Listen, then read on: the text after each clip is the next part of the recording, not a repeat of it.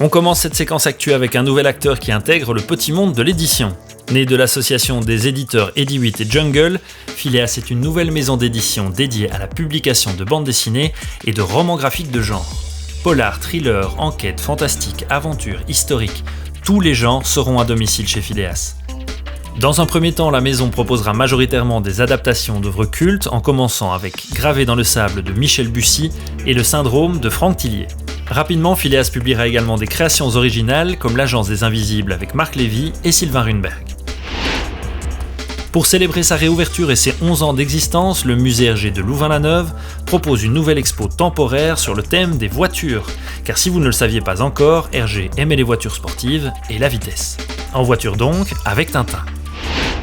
Annulé en avril dernier pour cause de Covid-19, les 48 heures BD ne sont pas mises au placard. Rendez-vous donc les 3 et 4 juillet 2020 pour des centaines d'animations en librairie et en médiathèque.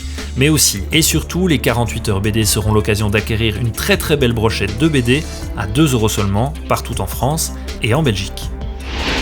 Après 4 années passées en tant que directeur artistique du Festival international de la bande dessinée d'Angoulême, Stéphane Beaujean a rejoint en mai les équipes des éditions Dupuis au poste de directeur éditorial, remplaçant ainsi Sergio Honoré qui va désormais occuper le poste de responsable du développement audiovisuel pour Belle Vision aux côtés de Raphaël Ingberg. Malgré l'annulation du Comic-Con de San Diego, le plus prestigieux prix américain de BD, les Eisner Awards 2020 seront bel et bien remis. La sélection fera d'ailleurs la part belle à la BD francophone avec plus d'une dizaine d'auteurs nominés, dont Lewis Trondheim et Stéphane Wary pour Maggie Garrison, Lupano Itoiz et Koé pour le célèbre Loup en slip, Mathieu Sapin et Marguerite Aboué pour Akissi. Et j'en passe tant la liste est longue. D'ores et déjà félicitations à eux, annonce des lauréats en juillet. Pour les amoureux de l'époque mythique des X-Men par Chris Claremont et John Byrne, sachez que ce dernier est sorti de sa retraite dorée.